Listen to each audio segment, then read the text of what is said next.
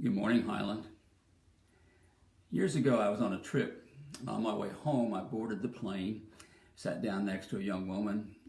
I said hello to her, and she let me know that she had work to do and did not want to have any conversation, which was fine. I was just going to read my book while the flight took place. It wasn't too long until the pilot came on and warned us about turbulence ahead. And indeed, we did hit turbulence. And then it got worse. And then worse. And then the young woman who didn't want to have anything to do with conversation had suddenly grabbed my hand and held it in a death grip.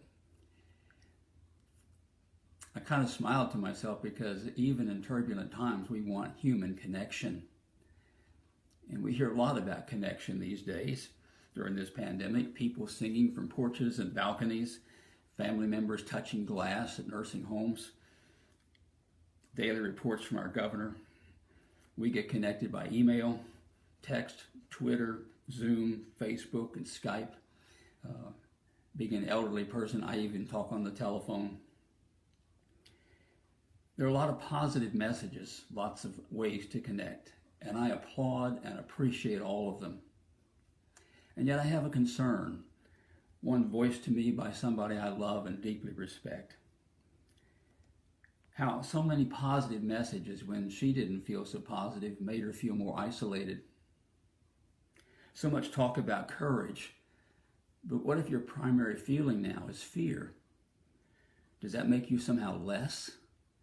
Oh no, no. Perhaps the problem is mine for not really listening to you. Real connection, deeper connection, begins with this listening. There are a lot of things I feel during this time, a lot of joy and love and appreciation, but I also feel some other things, anger and fear and loneliness and grief, a deep sadness about all the loss of human life, anxiety for healthcare workers and for loved ones, and fatigue. Even fatigue because there's so much of my own emotional feeling that goes toward this pandemic constantly, even when I'm not thinking about it consciously. I don't think I'm alone in feeling these things. What we need for deeper connection is to be heard. And for me, there are two parts to this hearing, this listening, and the first is listening to myself. I need to hear my own emotions. I need to explore them for what they could teach me. I need to listen to the questions they ask me about my faith. I need to let my faith address them. A chaplain colleague friend called this name it and claim it. Name the feeling out loud. I think it's more difficult with those emotions that our culture labels as negative emotions. Some news reporters on the air cried while they were listening to very difficult and painful stories, and others described them as breaking down. They didn't break. They only did what we're designed to do when the pain in heart and mind is too much for words. They gave it powerful expression with their whole bodies, way beyond words. Jesus wept at the tomb of Lazarus, and certainly there was grief over his friend, but there was also fear at being in such dangerous territory. There was also frustration at being blamed for his death, and certainly frustration at constantly being misunderstood. It's all there. But he did not break, he wept. And then he raised Lazarus from the dead. It's amazing what great things we might do once we start owning our own feelings. My hospice colleagues and I realized that often the best way to keep from falling apart was just to go ahead and fall apart. We need to give ourselves permission to feel what we feel. The second thing is listening to others.